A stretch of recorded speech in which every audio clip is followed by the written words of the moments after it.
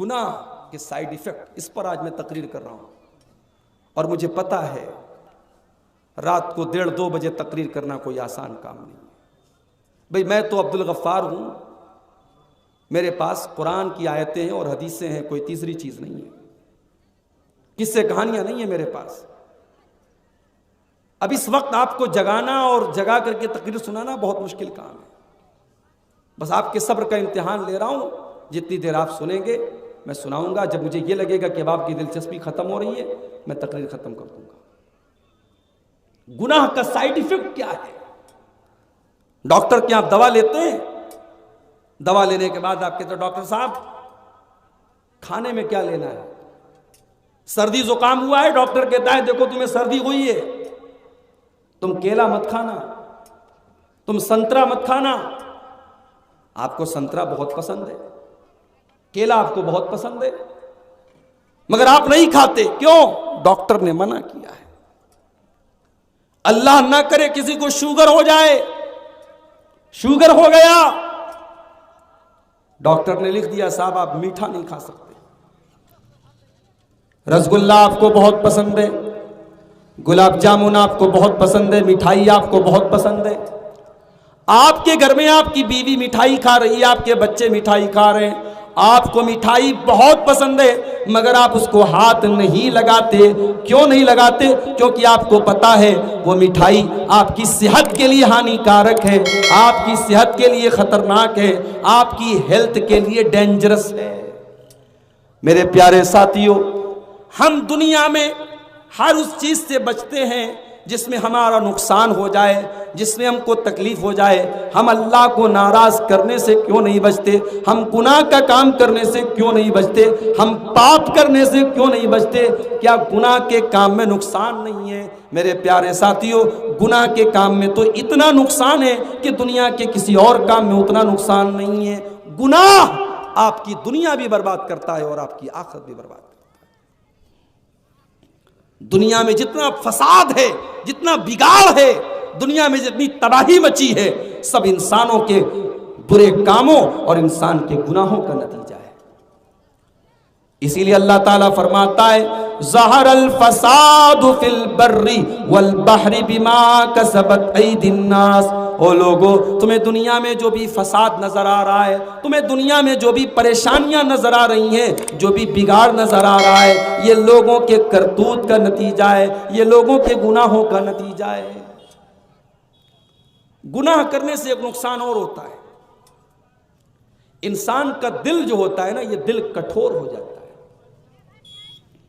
भाई इंसान का दिल जब कठोर हो जाए, जब सख्त हो जाए, अब कुरान की आयतें पढ़ी जाएंगी मगर दिल पर कोई असर नहीं होगा, अल्लाह के रसूल की हदीसें पढ़ी जाएंगी मगर दिल पर कोई असर नहीं होगा। क्यों?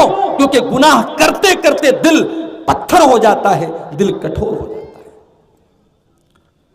इसीलिए अल्लाह के प्यारे नबी फरमाते हैं इन्नल अब्दा इज़ा अख्ता खतियतन, जब बंदा कोई गुनाह का काम करता है, जब बंदा कोई पाप करता है, कोई गलत काम करता है, नुकितत फी क़ल्बिही नुक्ततुन सौदा, तो बंदे के दिल के ऊपर एक काले रंग का धब्बा डाल दिया जाता है। बंदे के दिल पर एक काले रंग का धब्बा डाल दिया जाता है।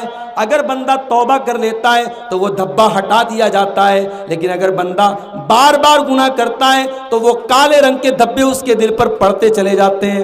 हत्ता तालुवा कल्बहू, यहाँ तक कि वो काले रंग के धब्बे इतने ज्यादा हो जाते हैं, इतने ज्यादा हो जाते हैं कि उसके दिल के ऊपर छा जाते हैं, उसके दिल को वो कवर कर लेते हैं। जैसे मोबाइल होता है, मोबाइल के ऊपर हम कवर चढ़ाते हैं। क्यों चढ़ाते हैं? ताकि अगर हमारे मोबाइल के ऊपर पानी गिरे तो पानी डायरेक्ट मोबाइल में ना जाए, कवर उसको रोक ले। मोबाइल के ऊपर हम टेम्पर ग्लास लगाते हैं ताकि मोबाइल अगर गिरे तो मोबाइल की स्क्रीन न टूटे, उसका टेम्पर ग्लास टूटे। दिल के ऊपर भी गुनाह जो होते हैं मेरे भाइयों, वो एक किस्म का ग्लास चढ़ा देते हैं। अब उसके बाद जब दिल पर ग्लास चढ़ गया, जब दिल पैक हो गया, तो अब कुरान की आयतों का उस दिल के ऊपर असर नहीं होगा, उस पर नबी की हदीसों का असर नहीं होगा, उस पर इस्लाम की बातों का असर नहीं होगा। हमारे मदरसे के बच्चे बैठे हुए हैं, इनके लिए भी एक बात कहना चाहता हूं, गुनाह करने से बचो। गुनाह करने से आपकी मेमोरी खराब हो जाएगी। आपने जो कुरान इतनी मेहनत से याद किया है, ये कुरान आपको भूल जाएगा गुनाह करने की वजह से। इमाम शाफी रहमतुल्लाह अलैह बहुत बड़े इमाम है, मुहद्दिस हैं। इमाम शाफी अपने उस्ताद के पास जाते और कहते हैं कि उस्ताद साहब ये बताइए, मैं जब कोई आयत याद करता हूं, जब मैं कोई हदीस याद करता हूं, मैं भूल जाता हूं, कुरान भूल जाता हूं, हदीस भूल जाता हूं, कोई तरीका बता दीजिए, कोई सॉल्यूशन बता दीजिए। যে ভাইয়েরা কিছু দান টান দিতে ছুটে গেছো, মৌলানা সাহেব আর আধ ঘন্টার মেহমান আছে হাঁড়ির মধ্যে, আধ ঘন্টা কইবে যারা যেয়েছো ওরা কাছে অনুরোধ যে যায় না, আধ ঘন্টা শুনেলাম। ইনি একটা উত্তরপ্রদেশ বানারস থেকে আসছে, মুসাফির মানুষ। এই সবারই লেগে একসাথে দোয়া করে দেবে, যেরকম হারকে বাংলা বক্তা যে আন্দাজে যে সুরে টাকা উঠায়, সে এগুলা ক্যাপাসিটি কি এগুলা এই জিনিস অন্য রাজ্যে নেই, বাঙাল ছাড়া, সীমাঞ্চল ছাড়া। তো সে লেগে আপনাদের কাছে অনুরোধ যে পারবেন দিয়ে যান। মৌলানা মুসাফির মানুষ আছে, ও একটু আপনারাকে একদম ইজমালি তौर पर লাস্ট দোয়া করে খতম করে দেবেন। সালাম।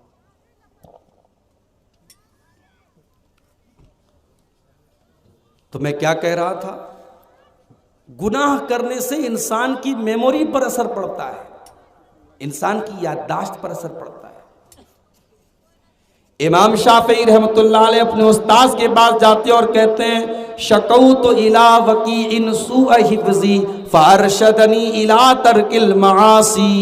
इमाम साहब कहते हैं कि मैंने अपने उस्ताद इमाम वकी इब्ने जर्राह से पूछा कि जब मैं कोई चीज़ याद करता हूँ मैं भूल क्यों जाता हूँ।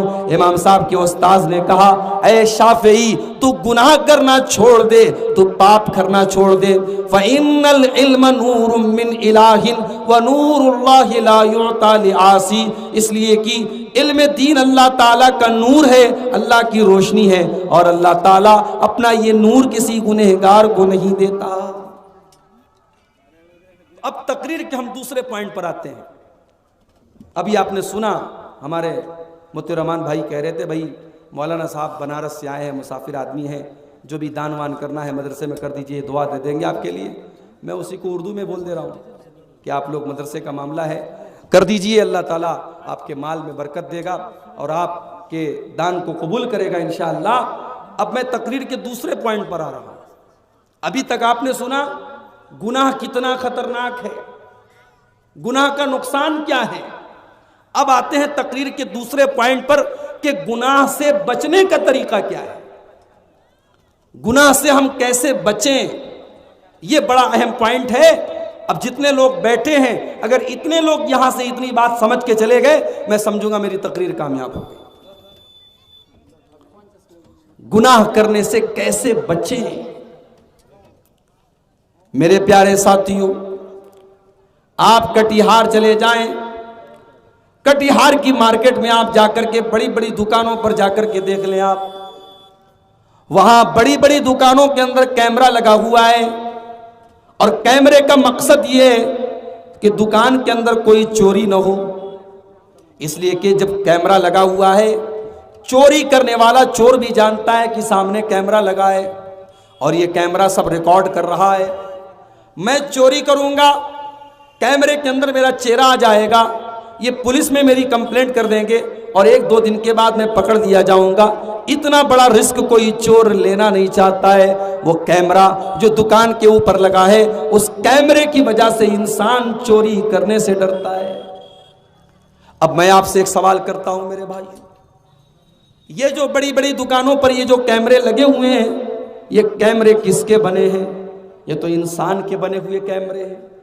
ये कैमरे तो इंसान के बने हुए हैं। ये कैमरे खराब भी हो सकते हैं, ये कैमरे इनके अंदर फॉल्ट भी आ सकता है, मगर एक कैमरा ऐसा है जो अल्लाह का कैमरा है, जो अल्लाह का कैमरा है, और वो कैमरा तो 24 घंटे ऑन है, वो कैमरा कभी बंद होने वाला नहीं है।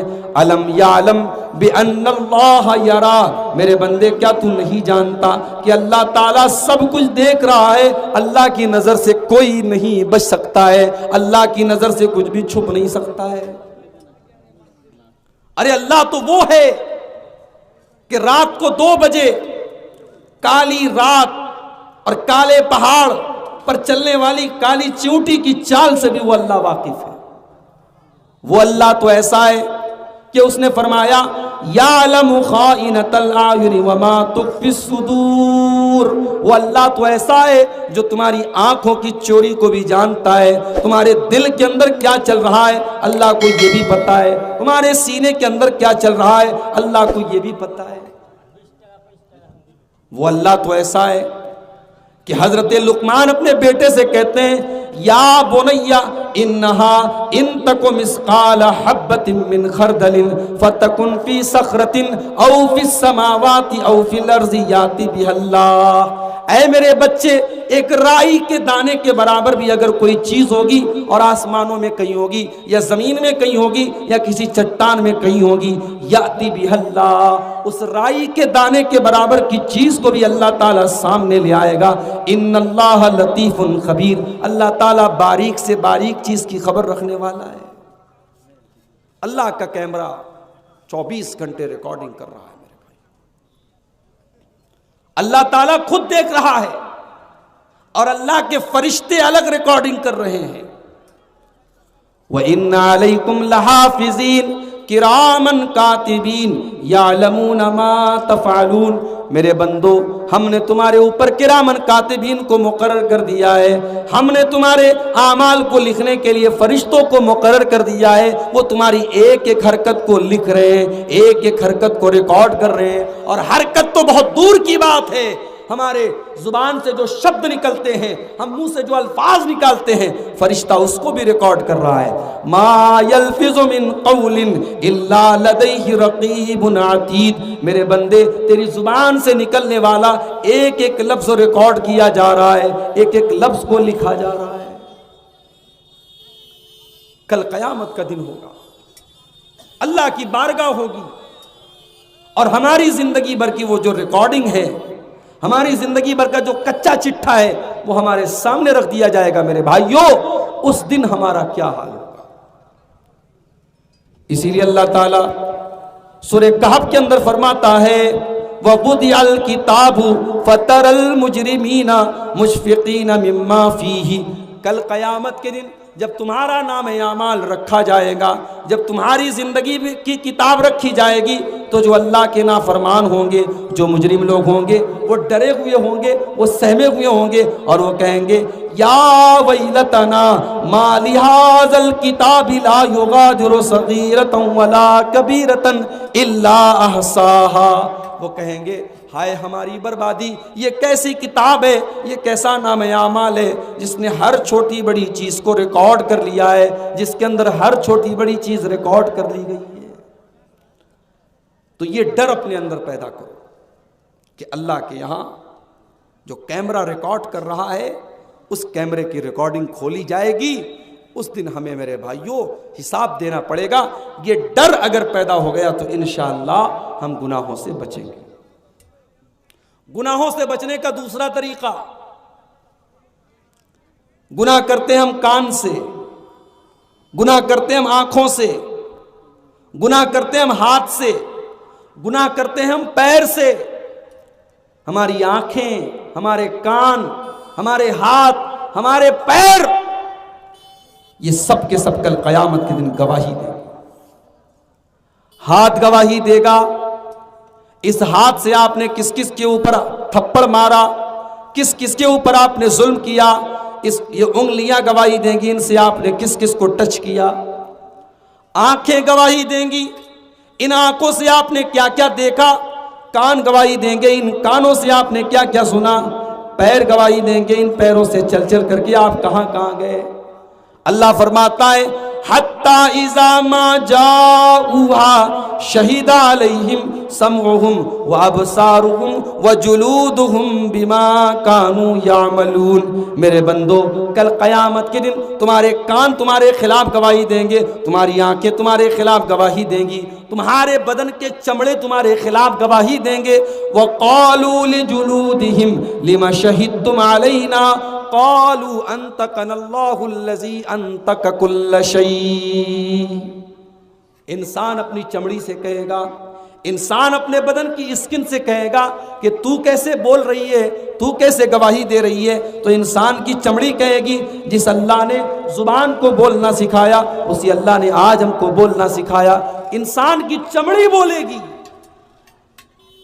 और सिर्फ चमड़ी नहीं बोलेगी, ये धरती भी बोलेगी, ये जमीन भी बोलेगी, ये तीन कोरिया की सरजमीन बोलेगी यहां आपने जो गुनाह किया, कटिहार की सरजमीन बोलेगी वहां आपने जो गुनाह किया, आपने जहां पर भी बैठ करके कोई गलत काम किया, यौमइज़िन तुहद्दिसु अख़बारहा बिअन्ना रब्बका औहा लहा, क़यामत के दिन ये धरती बोलेगी, ये ज़मीन बोलेगी, ये हमारी खबरें बताएगी, ये ज़मीन हमारे खिलाफ गवाही देगी।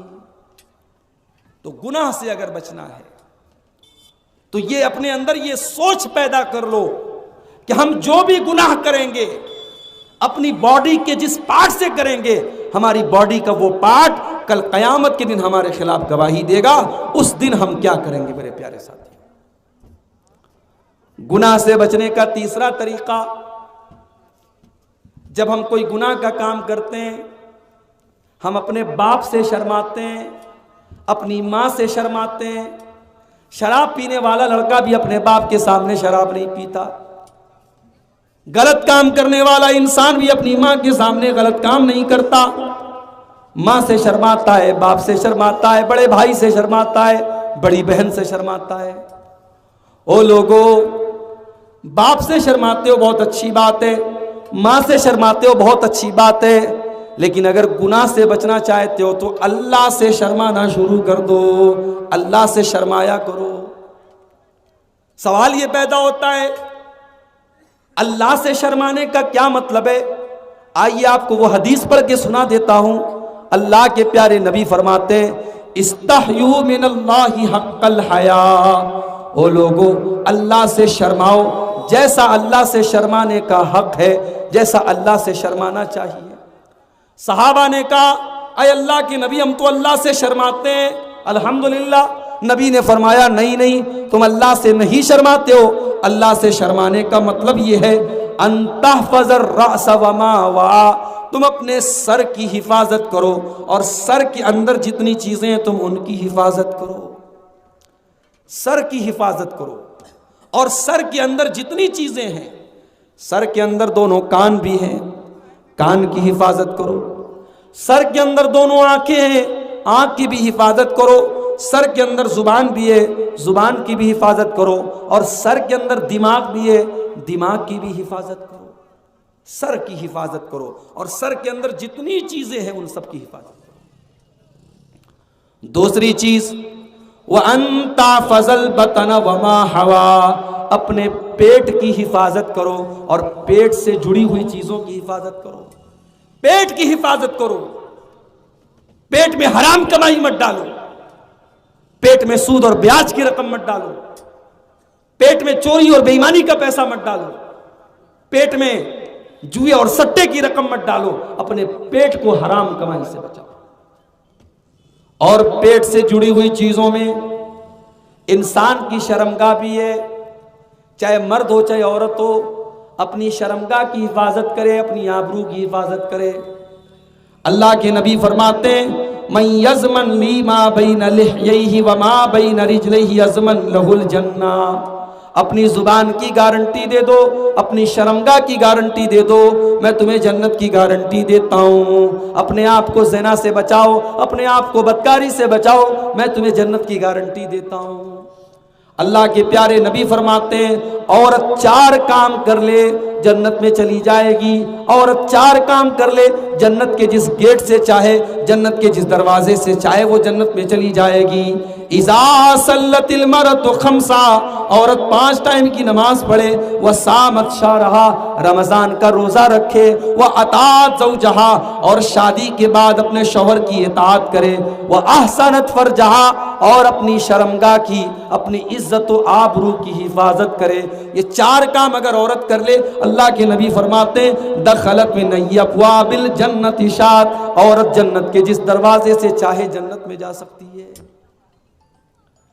मगर एक बात मुझे कहने दीजिए मेरे भाई, नबी ने तो कह दिया शर्मगाह की हिफाजत करो, मगर शर्मगाह की हिफाजत कैसे करें? जब मुसलमान लड़की अपने घर से बेपर्दा निकल करके चलेगी तो शर्मगाह की हिफाजत कैसे होगी?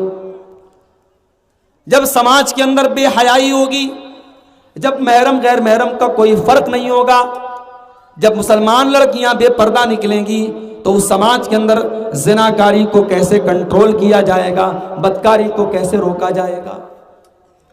जिस समाज में लड़के का बाप लड़की के बाप से 5 लाख रुपए की डिमांड करता हो, उस समाज में शर्मगाह की हिफाजत कैसे होगी? जिस समाज में गरीब लड़की का बाप जहेज का इंतजाम न होने की वजह से अपनी जवान बेटी की शादी न कर पाता हो और बेटी की उम्र निकल रही हो और बेटी के गलत रास्ते पर जाने का डर सता रहा हो, उस समाज में शर्मगाह की हिफाजत कहां से होगी? जिस समाज में निकाह को मुश्किल कर दिया जाए और ज़िना को बिल्कुल आसान कर दिया जाए, उस समाज में शर्मगाह की हिफाजत कहां से होगी मेरे प्यारे साथियों? अल्लाह के नबी फरमाते हैं व अंता फजल बतन वमा हवा, अगर तुम अल्लाह से शर्माते हो तो अपने पेट की हिफाजत करो और पेट से जुड़ी जितनी चीजें जिसमें इंसान की शर्मगाह भी शामिल है तुम उसकी हिफाजत करो। और तीसरी चीज व अंता तज़क्करल मौत वल बिला, मौत को याद करो और मौत के बाद तुम्हारी बॉडी के ऊपर, तुम्हारे शरीर के ऊपर जो कुछ होने वाला है तुम उसको याद करो। दुनिया में बड़े खूबसूरत हैं आप, बड़े स्मार्ट हैं आप, बड़े हैंडसम हैं आप, बड़ा चेहरा आपका खूबसूरत है, लेकिन मरने के बाद जब आपको जमीन में डाला जाएगा, जब आपको कब्र में डाला जाएगा और 1 साल के बाद आपकी डेड बॉडी को जब कब्र से निकाला जाएगा तो आपका कंकाल देख करके आपकी बीवी भी डर जाएगी, आपके बच्चे भी डर जाएंगे, आपके खूबसूरत चेहरे की खूबसूरती खत्म हो जाएगी। और मेरे प्यारे साथियों, वो दिन हम सबके ऊपर आना है, कब्र में हम सबको जाना है और वो दिन हम सबके ऊपर आना है। हमने दुनिया में करोड़ों की दौलत कमा ली मगर 2 गज जमीन के नीचे हम सबको जाना है। हम जितने भी खूबसूरत हो जाएं उसी मिट्टी के अंदर हमको जाना है। अल्लाह के नबी फरमाते व अंता तज़क्करल मौत वल बिला, मौत को याद करो और उस दिन को याद करो जब तुम बोसीदा हो जाओगे, जब तुम मिट्टी में मिल जाओगे, जब तुम मिट्टी में खत्म हो जाओगे, तुम्हारी खूबसूरती खत्म हो जाएगी। मगर हम तो इतने कठोर दिल हो चुके हैं कि हमें कब्रिस्तान जाने के बाद भी मौत याद नहीं आती है। कब्रिस्तान में खड़े होकर के भी हम मोबाइल से बातें करते हैं, कब्रिस्तान में खड़े होकर के भी हम हंसी मजाक करते हैं, हमें कब्रिस्तान में भी मौत याद नहीं आती। मेरे प्यारे साथियों, अल्लाह के नबी फरमाते हैं अक्सिरू ज़िक्र हादिमिल लज़्ज़ात, ओ मेरी उम्मत के लोगों, लज्जतों को तोड़ देने वाली चीज मौत को ज्यादा से ज्यादा याद किया करो, मौत को ज्यादा से ज्यादा याद किया करो। और एक हदीस में अल्लाह के नबी कहते हैं कि कब्रिस्तान जाया करो, कब्रिस्तान की जियारत किया करो, फ़इन्नहा तुज़क्किरुकुमुल आखिरा, इसलिए कि कब्रिस्तान जाने से तुम्हें मौत की याद आएगी। कब्रिस्तान जाने से मौत याद आएगी। अल्लाह के नबी फरमा रहे हैं ये 3 काम जो कर ले समझ लो वो अल्लाह से शर्माता है, और जो अल्लाह से शर्माएगा अल्लाह उसको जन्नत में दाखिल करेगा। तो गुनाहों से अगर मेरे भाइयों हम और आप बचना चाहते हैं तो हमें और आपको अल्लाह से शर्माना होगा। और अल्लाह से शर्माने का जो मतलब है वो इस हदीस में मैंने आपके सामने पढ़ करके सुना दिया है। इसी तरीके से अगर आप गुनाह से बचना चाहते हैं, आप अच्छे लोगों के साथ रहिए। अगर आप सिगरेट पीने वालों के साथ रहेंगे तो आज नहीं कल आप भी सिगरेट पीने लगेंगे। आप बेनमाजी लोगों के साथ रहेंगे तो आज नहीं कल आप भी बेनमाजी हो जाएंगे। इंसान के ऊपर सोहबत का असर पड़ता है, संगत का असर पड़ता है, इसलिए अच्छे लोगों की संगत में रहिए। इसीलिए अल्लाह के नबी फरमाते हैं अलमरउ अला दीन खलीलिही, इंसान अपने साथी और अपने दोस्त के दीन पर होता है, जैसा दोस्त का दीन होता है वैसा उसका दीन होता है। लिहाजा इंसान जब किसी से दोस्ती करे तो सोच समझ के दोस्ती